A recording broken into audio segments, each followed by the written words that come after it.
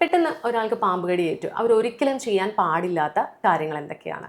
Tight ആയിട്ട് കെട്ടുക. പണ്ട് ഫസ്റ്റ് എയ്ഡ് ആയിട്ട് ഫസ്റ്റ് തന്നെ പറയുന്നത് ടൈറ്റ് ആയിട്ട് കെട്ട്.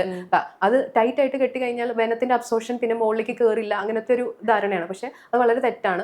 അതുമൂലം പല ആൾക്കാർക്കും ആ കൈയുടെ ആ ഭാഗത്തേക്കുള്ള രക്തോട്ടം നഷ്ടപ്പെട്ടിട്ട് കൈ മുറിച്ച് കളയേണ്ട വരെ അവസ്ഥ ഉണ്ടാവുന്ന പല പേഷ്യൻസും ഉണ്ടായിട്ടുണ്ട്. പാമ്പ് കടി ഏച്ചാൽ ഉടനെ തന്നെ നമ്മളങ്ങനെ പാനിക് ആകാറുണ്ട് ആൾക്കാർ. പക്ഷേ ഏറ്റവും ആദ്യമായിട്ട് ചെയ്യേണ്ടത് നമ്മൾ പാനിക് ആകാൻ പാടില്ല, വളരെ കാം ആയിട്ടിരിക്കുക. കാരണം പാമ്പ് കടിക്ക് ട്രീറ്റ്മെന്റ് അവൈലബിൾ ആണ്. അതാണ് ഏറ്റവും ഫസ്റ്റ് ആയിട്ട് ചെയ്യേണ്ടത്. പിന്നെ സെക്കൻഡ് ആയിട്ട് ചെയ്യേണ്ടതെന്ന് പറഞ്ഞു കഴിഞ്ഞാൽ നമ്മൾ ആ കടിച്ച ഭാഗം ഒരിക്കലും അനക്കാനോ മൂവ് ചെയ്യാനോ ഒന്നും പാടില്ല. ഇപ്പൊ കാലിലൊക്കെ കടിച്ച പലരും പെട്ടെന്ന് ഓടിയെത്താൻ ശ്രമിക്കുന്നതിനേക്കാളും പെട്ടെന്ന് തന്നെ ഒരാളുടെ സഹായത്തോടു കൂടി ആ ഭാഗം അനക്കാതെ ഹോസ്പിറ്റലിൽ എത്തുക എന്നുള്ളതാണ്. പിന്നെ ആ ഭാഗം ഒരിക്കലും ബ്ലീഡ് ചെയ്യിപ്പിക്കാൻ പാടില്ല. പലപ്പോഴും കാണാറുള്ളതാണ് ആൾക്കാർ ഇങ്ങനെ കട്ട് ചെയ്തിട്ട് അതിൽ നിന്ന് ബ്ലഡ് വരുത്തിക്കുക. അപ്പോഴത്തേക്ക് ആൾക്കാരുടെ വിചാരം നമ്മുടെ വെനം പുറത്തേക്ക് പോയി എന്നതാണ്. പക്ഷെ അത് ഒരിക്കലും ശരിയായ ഒരു പ്രവണതയല്ല. അതെന്ന് പറയുന്നത് നമ്മുടെ വെനത്തിന്റെ അബ്സോർഷൻ വീണ്ടും ശരീരത്തിലേക്ക് കൂട്ടുകയാണ് ചെയ്യുന്നത്. പിന്നെ നമ്മൾ ചെയ്യാൻ പാടില്ലാത്ത വേറെ കാര്യം എന്ന് പറഞ്ഞാൽ പിന്നെ ചെയ്യാൻ പാടില്ലാത്ത വേറൊരു കാര്യം എന്ന് പറഞ്ഞാൽ ഈ നാട്ടുവൈദ്യന്മാർ അങ്ങനെ ലോക്കലായിട്ടുള്ള റെമഡീസിലേക്ക് ആൾക്കാർ പോകുന്നത്. അത് പലപ്പോഴും ആൾക്കാർ പറയും അവിടെ പോയിട്ട് ആണ് രോഗി രക്ഷപ്പെട്ടത്. ഓൾമോസ്റ്റ് 70% പലപ്പോഴും പാമ്പ് കടി എന്ന് പറയുന്നത് വിഷമില്ലാത്ത പാമ്പ് കടി ആകാം. പിന്നെ ഡ്രൈ ബൈറ്റ് എന്ന് പറഞ്ഞുകൊണ്ട് വെനം ഇഞ്ചക്റ്റഡ് ആയിട്ടുണ്ടാവില്ല അവിടുന്ന്. അപ്പൊ അങ്ങനെയുള്ള കേസസ് ആണ് ഇവരുടെ അടുത്ത് പോയിട്ട് ശരിയാവുന്നത്. പക്ഷെ അങ്ങനെ ചെയ്യുന്നത് വഴി പോയിസണസ് ആയിട്ടുള്ള സ്നേക്ക് ബൈറ്റ് ഉള്ള പല രോഗികളുടെ മരണത്തിന് വരെ കാരണമാക്കും. കാരണം അവർ ട്രീറ്റ്മെന്റ് ഡിലേ ആക്കുന്നത്.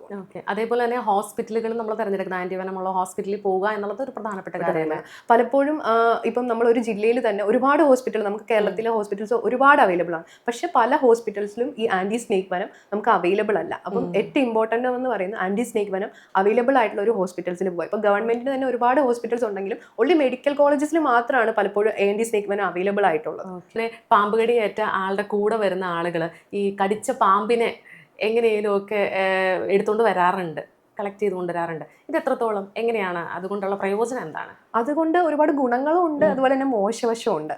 ഗുണം എന്ന് പറയുന്നത് നമുക്ക് ഓരോ തരത്തിലുള്ള പാമ്പും പലതരത്തിലുള്ള ബോഡിയിൽ എഫക്ട്സ് ആണ് ഉണ്ടാക്കുന്നത്. ചിലത് ബ്ലഡിലേക്ക് എഫക്റ്റ് ഉണ്ടാക്കുന്നുണ്ട്, ചിലതാണെങ്കിൽ ലോക്കൽ ആയിട്ടുള്ള ഏരിയയിലായിരിക്കും ഡാമേജ് ഉണ്ടാക്കുന്നത്, ചിലതാണെങ്കിൽ നാഡീവ്യൂഹങ്ങളെ ആയിരിക്കും അഫക്ട് ചെയ്യുന്നത്. അപ്പൊ അതുകൊണ്ട് ഏത് പാമ്പാണെന്ന് അറിഞ്ഞാൽ നമുക്ക് അതിന്റെ ട്രീറ്റ്മെന്റിനെ കുറച്ച് സഹായിക്കാറുണ്ട്. പക്ഷെ അത് പാമ്പിനെ തന്നെ കൊണ്ടുവരണമെന്നില്ല. അതിന്റെ ഫോട്ടോ ആണെങ്കിലും ഒക്കെ നമുക്ക് ഐഡന്റിഫൈ ചെയ്യാനായിട്ട് ഹെൽപ്പ് ചെയ്യും. പക്ഷെ നമ്മൾ പാമ്പിനെ കൊണ്ടുവന്നു കഴിഞ്ഞാൽ മെയിൻ ആയിട്ടുള്ള ദോഷം എന്ന് പറഞ്ഞാൽ ചിലപ്പം അതിന് പിടിക്കാനുള്ള ഇതിൽ നമ്മൾ സമയം വേസ്റ്റ് ആക്കുവാണ് ഒന്നാമതായിട്ട്. രണ്ടാമതായിട്ട് അത് വേറൊരാൾക്കും കൂടെ ബൈറ്റ് ആകാനുള്ള ഒരു റിസ്ക്കും കൂടെ ഇൻക്രീസ് ചെയ്യുവാണ്. അതാണ് മെയിൻ ആയിട്ടുള്ള ഒരു പ്രശ്നം. നമുക്കറിയാം ഒരുപാട് ഹോസ്പിറ്റലുകളൊക്കെ നമ്മുടെ ചുറ്റുപാടുമുണ്ട്. പക്ഷേ ഈ പറയുന്ന പോലെ സ്നേക്ക് ബൈറ്റ് ഏറ്റ ആളെ എല്ലാ ആശുപത്രിയിലും കൊണ്ടുപോകാൻ പറ്റുകയാണോ? അങ്ങനെയാണോ? ഏറ്റവും ഇമ്പോർട്ടൻ്റ് എന്ന് പറഞ്ഞത് ഈ ചോദ്യം വളരെ നല്ലൊരു ചോദ്യമാണ്. കാരണം എന്താണെന്ന് വെച്ചാൽ എല്ലാ ആശുപത്രിയിലും നമ്മൾ എത്തിച്ചു കഴിഞ്ഞാൽ അവിടെ മെയിൻ ആയിട്ടുള്ള പാമ്പിന്റെ കടിയുടെ ട്രീറ്റ്മെന്റ് എന്ന് പറയുന്നത് ആന്റി സ്നേക്ക് വെനമാണ്. അത് നമുക്ക് അവൈലബിൾ ആയിട്ടുള്ള ഹോസ്പിറ്റൽസ് വളരെ കുറവാണ്. അപ്പം നമ്മൾ നേരത്തെ തന്നെ ഇപ്പം പാമ്പ് കടി സാധ്യതയുള്ള ചില സ്ഥലങ്ങളുണ്ടല്ലോ, മെയിൻ ആയിട്ട് വാട്ടർ ബോഡീസുമായിട്ടുള്ള അടക്കമുള്ള ഏരിയ, അല്ലെങ്കിൽ ഈ ഫയലിലൊക്കെ ജോലി എടുക്കുന്ന ആൾക്കാർ, അങ്ങനെയുള്ളവർ ആ പ്രദേശത്തുള്ള ആന്റി സ്നേക്ക് വെനം അവൈലബിൾ ആയിട്ടുള്ള ഒരു ഹോസ്പിറ്റൽ അത് നേരത്തെ തന്നെ അറിഞ്ഞു വെക്കുന്നതാണ് ഏറ്റവും ഇമ്പോർട്ടൻറ്റ്. അത് ഇല്ലാത്തൊരു ഹോസ്പിറ്റലിൽ എത്തിച്ചതുകൊണ്ട് വീണ്ടും നമ്മൾ സമയം പാഴാക്കുവാണ്. ഈ പാമ്പ് കടി ഏറ്റു കഴിഞ്ഞാൽ നമുക്ക് ശരിക്കും എന്തൊക്കെയാണ് നമ്മുടെ ശരീരത്തിൽ സംഭവിക്കുക? പാമ്പ് കടി ഏറ്റാൽ ഫസ്റ്റ് ഓഫ് ഓൾ പാമ്പിന് ഫാങ്സ് എന്ന് പറയുന്ന ഫാങ്ങിലൂടെയാണ് അതിന്റെ വിനം നമ്മുടെ ബോഡിയിലേക്ക് ഇഞ്ചക്റ്റഡ് ആവുന്നത്. അതിന് ചിലപ്പോൾ പല ആൾക്കാരും പാമ്പ് കടിച്ചെന്ന് പറഞ്ഞാൽ ചിലപ്പോൾ കണ്ടിട്ടുണ്ടാവില്ല. അപ്പം പാമ്പ് കടി ആണോ എന്ന് നമ്മൾ മനസ്സിലാക്കാനായിട്ട് ഉപയോഗിക്കുന്ന ഈ ഫാങ് മാർക്കാണ്. അപ്പം യൂഷ്വലി അത് 2 മാർക്കാണ് കാണാറ്. ചില പാമ്പുകളിൽ സിംഗിൾ മാർക്കും ആകാം, പക്ഷെ അത് 2 മാർക്ക് ഉണ്ടാവും. അതിലൂടെ നമ്മുടെ ബോഡിയിൽ ചെറിയ മുറിവുണ്ടാക്കി അതിലൂടെയാണ് വെനം ബോഡിയുടെ ഉള്ളിലേക്ക് എത്തുന്നത്. ആ വെനത്തിന്റെ ക്വാണ്ടിറ്റി പലപ്പോഴും പലതരത്തിലാവാം, സ്വഭാവത്തിലുള്ള വെനം ഉണ്ട്. ഒരു ഫസ്റ്റ് ടൈപ്പ് എന്ന് പറയുന്ന ഒരു ഹീമോടോക്സിക് ടൈപ്പ് എന്നുള്ള ടൈപ്പ് ഓഫ് വെനമാണ്. അത് ബോഡിയിൽ നമ്മുടെ ബ്ലഡിനെയാണ് അഫക്ട് ചെയ്യുന്നത്. അപ്പോൾ ബ്ലീഡിങ് റിസ്ക് ഉണ്ടാക്കാം, കിഡ്നി ഇഞ്ചുറി ഉണ്ടാക്കാം. അങ്ങനത്തെ ഒരു എഫക്റ്റ് ആണ് ഈ ഹീമോടോക്സിക് ആയിട്ടുള്ള സ്നേക്ക് ബൈറ്റിൽ ഉണ്ടാകുന്നത്. രണ്ടാമത്തെ ടൈപ്പ് എന്ന് പറഞ്ഞാൽ ന്യൂറോടോക്സിക് ആണ്. ന്യൂറോടോക്സിക് എന്ന് പറയുന്നത് നമ്മുടെ നാഡി വ്യൂഹങ്ങളെ അഫക്ട് ചെയ്യുന്ന വെനമാണ്. ആ വെനം നമ്മുടെ നാഡീവ്യൂഹങ്ങളെ അഫക്ട് ചെയ്ത് ആൾക്കാർക്ക് പലപ്പോഴും ശ്വാസം എടുക്കാനുള്ള നാഡികളൊക്കെ അഫക്ട് ചെയ്തിട്ട് അങ്ങനെയുള്ള ഒരു ബുദ്ധിമുട്ടിലേക്കാണ് അങ്ങനെയുള്ള ആൾക്കാർ പോവുക. അതുപോലെ തന്നെ അവർക്ക് നമ്മുടെ കണ്ണൊക്കെ താന്നു വരും. അതായത് ടോസിസ് എന്നാണ് നമ്മൾ മെഡിക്കൽ ടേമിന് പറയുക. കണ്ണിങ്ങനെ തൂങ്ങി നിൽക്കുക എന്ന് പറയും. അപ്പൊ അങ്ങനെ ഉള്ള ഒരു സിംറ്റം ആയിട്ടായിരിക്കും അങ്ങനെയുള്ള ആൾക്കാർ വരിക. പിന്നെ അടുത്തായിട്ട് ലോക്കൽ ആയിട്ടുള്ള എഫക്ട്സ് ഉണ്ട് വെനത്തിന്. ആ ഏരിയയിൽ ഭയങ്കരമായിട്ട് സ്വെല്ലിംഗ് ഉണ്ടാക്കുക, ആ ഏരിയയിലെ സ്കിന്നിനെ തന്നെ നെക്രോസ്ഡ് ആക്കുക, അതായത് അത് ഡാമേജ് ചെയ്ത് ഫുള്ളായിട്ട് പോവുക. അങ്ങനെ അതിന്റെ എഫക്റ്റ് ഒക്കെ വരാനായിട്ട് കുറച്ച് ടൈം എടുക്കാം. ഇപ്പൊ ഒരു പാമ്പിന് ഈ ഈ ഹീമോടോക്സിക്, ന്യൂറോടോക്സിക് എല്ലാ എഫക്റ്റും ഉള്ള മിക്സ്ഡ് ടൈപ്പ് എഫക്റ്റും വരാം. അതാണ് പാമ്പുകടി ഏറ്റാൽ ഒരാളുടെ ശരീരത്തിൽ സംഭവിക്കുന്നത്. ഈ ലക്ഷണങ്ങൾ പെട്ടെന്ന് തന്നെ വരണമെന്നില്ല. പലപ്പോഴും എനിക്ക് കുഴപ്പമില്ലല്ലോ എന്ന് പറഞ്ഞ് വീട്ടിലിരിക്കാൻ പാടില്ല. കാരണം അതിന്റെ എഫക്റ്റ് വരാൻ പല വെനത്തിന്റെ എമൗണ്ട് അതുപോലെ ടൈപ്പ് ഓഫ് സ്നേക്ക് അനുസരിച്ച് ഇതിന് ടൈം എടുക്കാം. ഓക്കെ ഡോക്ടർ, ഇപ്പോഴും പലപ്പോഴും കണ്ടുവരുന്ന ഒരു കാര്യമുണ്ട്, നെഞ്ചുവേദന വരുന്നു, അത് പലപ്പോഴും നമ്മൾ ഗ്യാസ് ആണെന്ന് പറഞ്ഞിട്ട് ചൂടുവെള്ളം കുടിക്കുന്നു അല്ലെങ്കിൽ മറ്റെന്തെങ്കിലുമൊക്കെ മരുന്ന് കഴിക്കുന്നു. അത് പക്ഷേ പിന്നീട് വലിയ ഗുരുതരാവസ്ഥയിലേക്ക് പോകാറുണ്ട്. എന്താണ് നമുക്കിങ്ങനെ എല്ലാ നെഞ്ചുവേദനയും ഗ്യാസാണെന്ന് പറഞ്ഞ് തള്ളിക്കളയാൻ പറ്റുന്ന കാര്യമാണോ? അത് വളരെ അപകടകരമായിട്ടുള്ള ഒരു കാര്യമാണ് നെഞ്ചുവേദന. പലപ്പോഴും നമുക്ക് ഹാർട്ട് അറ്റാക്കിന്റെ ഒരു ലക്ഷണമായിട്ടാണ്, MIയുടെ ഒരു ലക്ഷണമായിട്ടാണ് നെഞ്ചുവേദന വരുന്നത്.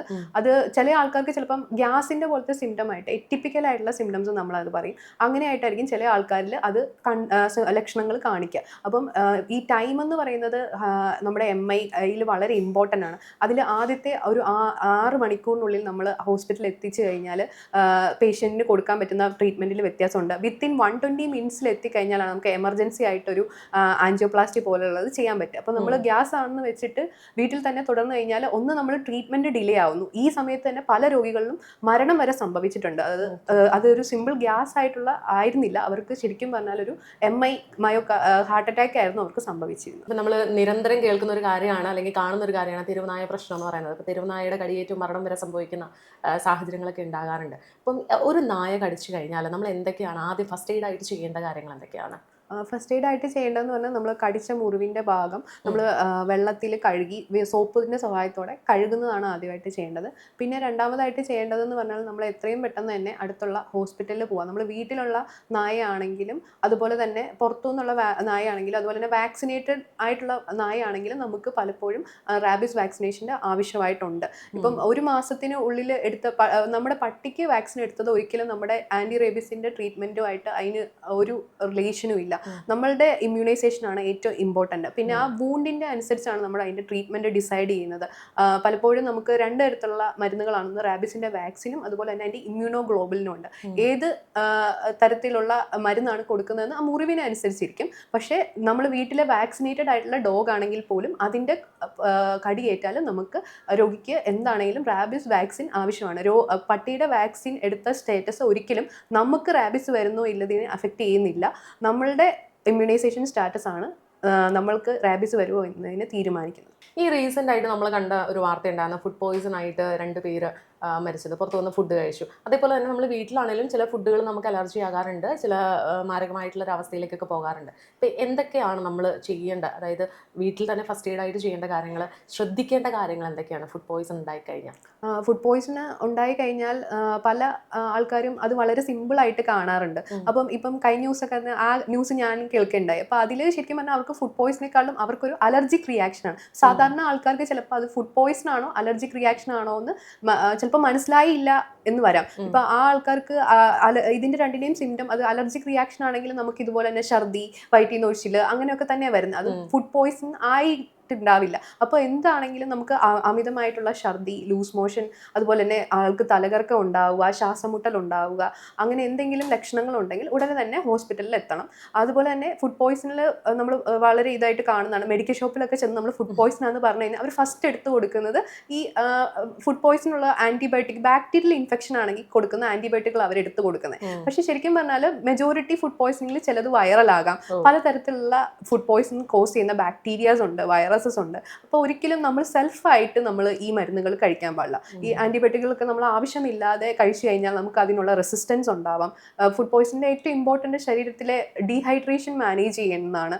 അത് പലപ്പോഴും നമ്മൾ നെഗ്ലക്ട് ചെയ്യുന്ന ഒരു കാര്യം. നമ്മൾ ആവശ്യത്തിന് ആ സമയത്ത് നമുക്ക് വോമിറ്റിംഗ് കാരണം നമുക്ക് വെള്ളം കുടിക്കാനും പറ്റില്ല. അപ്പോൾ ഉടനെ തന്നെ ആശുപത്രിയിൽ എത്തിയിട്ട് ഒരു ഡോക്ടറെ കാണുക. അത് ചെറിയ 1-2 എപ്പിസോഡ് ഓഫ് ലൂസ് ടൂൾസ് മാത്രമാണെങ്കിൽ അത്ര സീരിയസ് ആകാറില്ല. പക്ഷെ നിയന്ത്രിക്കാനാകാതെ ലൂസ് മോഷൻ ഉണ്ടാവുക, അതുപോലെ തന്നെ വോമിറ്റിംഗ് ഉണ്ടെങ്കിൽ അല്ലെങ്കിൽ പനി ഉണ്ടെങ്കിൽ അങ്ങനെയുള്ള വാർണിംഗ് സൈൻസ് ഉണ്ടെങ്കിൽ ഉടനെ തന്നെ ആശുപത്രിയിൽ എത്തും. നമ്മുടെ വീട്ടിൽ കുട്ടികളൊക്കെ ഉണ്ടെന്നുണ്ടെങ്കിൽ പേരൻസ് കുറേയധികം ശ്രദ്ധിക്കാറുണ്ട്. അതായത് കുട്ടികളുടെ കൈയെത്തുന്ന ദൂരത്ത് ഈ കോയിൻസ് അല്ലെങ്കിൽ ബട്ടൺസ് അങ്ങനെയുള്ള കാര്യങ്ങളൊന്നും വെക്കാറില്ല. ഇനി അഥവാ കുട്ടികൾ ഇത് വിഴുങ്ങിയിട്ടുണ്ടെങ്കിൽ ആദ്യം പേരൻസ് ചെയ്യുന്നത് കൈവിരലിട്ടിട്ട് കുട്ടികളെ കൊണ്ട് നിർബന്ധപൂർവ്വം ഛർദ്ദിപ്പിക്കുന്ന ഒരവസ്ഥ. ഇത് എത്രത്തോളം ശരിയാണ്? എന്തെങ്കിലുമൊക്കെ കുട്ടികൾ വിഴുങ്ങിക്കഴിഞ്ഞാൽ ഛർദ്ദിച്ചു കഴിഞ്ഞാൽ പെട്ടെന്ന് റെഡി ആകുമോ? ഒരിക്കലും അങ്ങനെ ചെയ്യാൻ പാടില്ല. കാരണം നമ്മൾ എന്തെങ്കിലും കുട്ടികൾ സ്വാളോ ചെയ്ത് കഴിഞ്ഞാൽ നമുക്ക് അറിയാൻ പറ്റില്ല ഇത് എവിടെയാണ് ഇത് ചെന്ന് ലോഡ് ചെയ്തേക്കുന്നത്. ചിലപ്പം അത് അവരുടെ ആമാശയത്തിലായിരിക്കാം, ചെറുകുടലായിരിക്കാം, വൻകുടലായിരിക്കാം. നമ്മൾ ജസ്റ്റ് കൈയിട്ട് നമ്മൾ ഛർദ്ദിക്കാൻ ശ്രമിക്കുമ്പം ഒരിക്കലും അവിടുന്ന് അത് ഡിസ്ലോഡ് ചെയ്യാനുള്ള ഒരു പോസിബിലിറ്റിയേ ഇല്ല.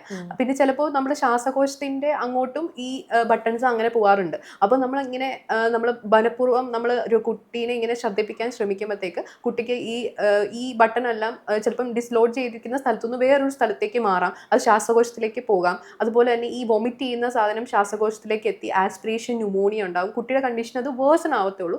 ഒരു തരത്തിലുള്ള അതുകൊണ്ട് ഒരു ഗുണവുമില്ല. ഉടനെ തന്നെ ആശുപത്രിയിൽ എത്തുക. പലപ്പോഴും നമ്മൾ ചെയ്യുന്നത് അതിന്റെ പൊസിഷൻ എവിടെയാണെന്ന് ലൊക്കേറ്റ് ചെയ്യും. അതനുസരിച്ചായിരിക്കും അതിന്റെ ട്രീറ്റ്മെന്റ് പോവുക.